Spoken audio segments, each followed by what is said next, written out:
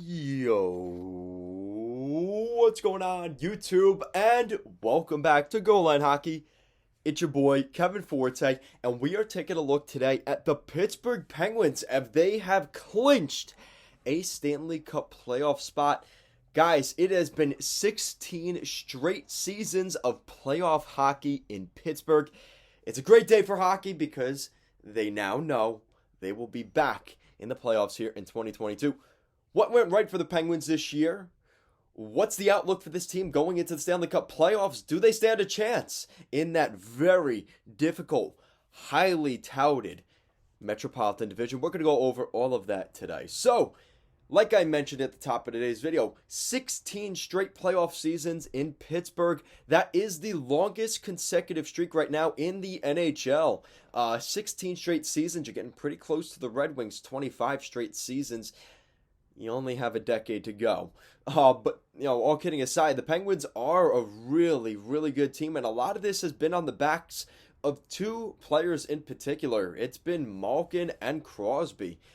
And when you look at the Penguins and you look at the success of this organization, it's been a lot on those guys. The last time this team has not qualified for the playoffs was the 2004-2005 season. And you guys know what happened that season, right? That was the first year of Sidney Crosby. And that is the only year in Crosby's era as a member of the Penguins he has not made the playoffs. And that was the first one.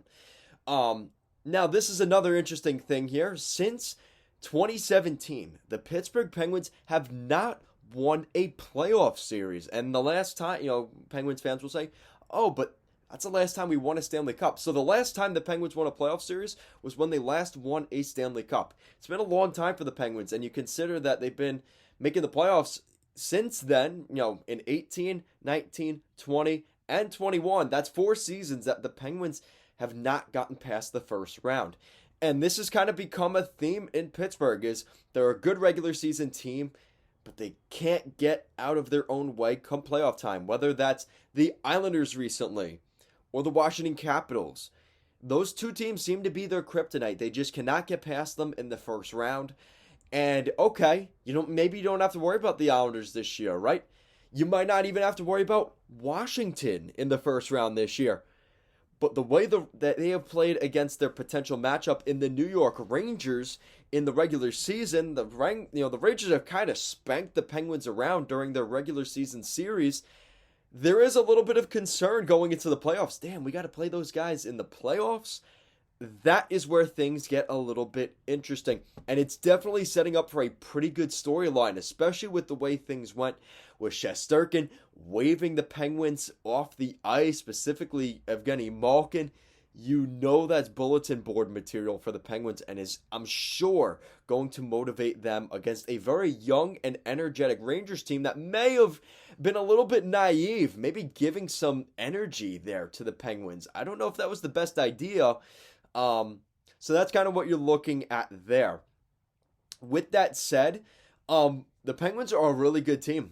And you look at some of the games they've played recently. I mean, Jake Gensel getting some hat tricks, even in games they've lost against the Islanders. This is a very loaded, highly potent offense. You look at their top point producers. It's Sidney Crosby with 80 points already. Gensel, Letang, we'll get to him in a minute. Brian Rust, and Evan Rodriguez. Evan Rodriguez, 42 points this season. Now, he's definitely regressed since the beginning of the season, where he was just absolutely incredible. And people were even talking about him in the Hart Trophy. That's how good he was on pace for. And like I said, things dipped off a little bit since then. But the Penguins, man, this is just a loaded hockey team. Now, you're hoping that Malkin's not going to be out for a long time. He was out with an injury. It sounds like he is back, hopefully.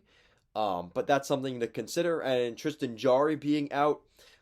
Jarry will be out for Saturday's game. So we're kind of getting an update to that as things kind of go along. So we'll see what happens there. But for the Penguins' sake, this is a playoff team that has some really good pieces. But again, you look at recent history and the team they may be going up against in the first round, the odds are a little bit stacked against the Penguins in that regard. Now, you look at statistically, they do look pretty good. They're on pace to get close to a 45, 46, 47 win season. That's what you're looking at in Pittsburgh here, which not a 50 win season, but still very, very close to one. They have 253 goals for this season, which is 8th in the NHL. You look at their goals against, 213 goals against. That is 10th in the NHL. So they're top 10 in goals for and goals against in both categories. That is really good. And again, a lot of that has to do with their goaltending. Tristan Jarry has been really, really good. So now we get to some of the concerns for the Penguins. So the first one is that series that they could be up against in the Rangers. I hate to say Carolina and the Rangers are both saying, you get first in the division. No, you get first in the division. No, you get first in the division, because they don't want to play Washington or Boston or even Tampa in the first round in a wild card spot, right? They'd rather play the wild card, or they'd rather not play the wild card team than the Penguins, because both those teams have fared pretty well against Pittsburgh this year.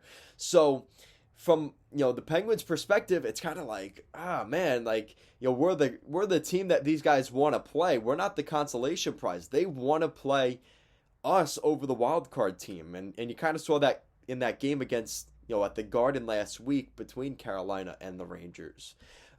They kind of both were like, we'd rather play Pittsburgh, so you win this game, right? It's kind of like that right now. Again, maybe that's fuel for the fire for the Penguins. So that's something to look at. So their matchup could be kind of a disadvantage here and a hindrance for the Penguins. The other thing you have to consider here is Malkin and Jarry. They need to be back healthy. That is a big thing. That's kind of a side note thing. I think they're maybe resting them, but something to consider. Tristan Jarry in the playoffs. Now, you guys remember the last 2 years of him in the playoffs. Especially last year against the Islanders. I don't want to harp on this too much. You guys know the story on that. How will he perform in the playoffs? We've seen Jarry play well in the regular season, but come puck drop for the playoffs, he has not been able to perform. So that's something to keep an eye on. That's definitely going to be a storyline. And the other thing you have to look at here is Chris Letang.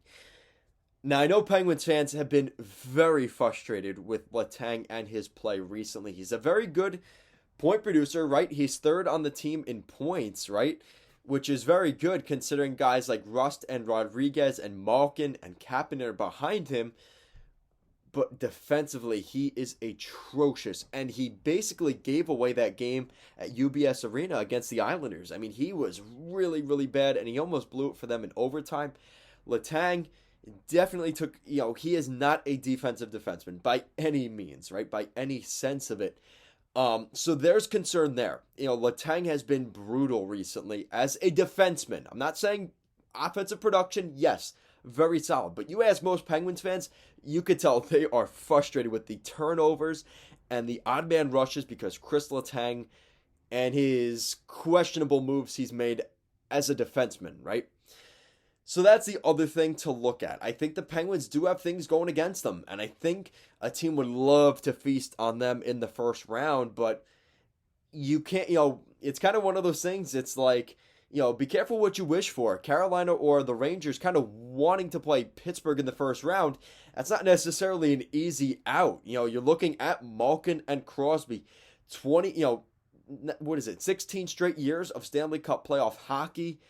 This is not a team that you just want to have in the first round. It's not the, when you go for the claw machine, it's not the prize that you're like, yeah, we get the Penguins. Careful what you wish for there. So I think the Penguins could shock somebody in the first round, whether that's Carolina or the Rangers. But this is a team that's got to be hungry. They have to be hungry in the playoffs because they are going to play a tough team, whether that's Carolina or Pittsburgh. So let me know, or the Rangers. So let me know what you guys think in the comment section down below. Penguins fans from around the league, non-biased, what do you think of the Penguins this year? Do you think they get out of the first round? Do you think they get past Carolina or the Rangers?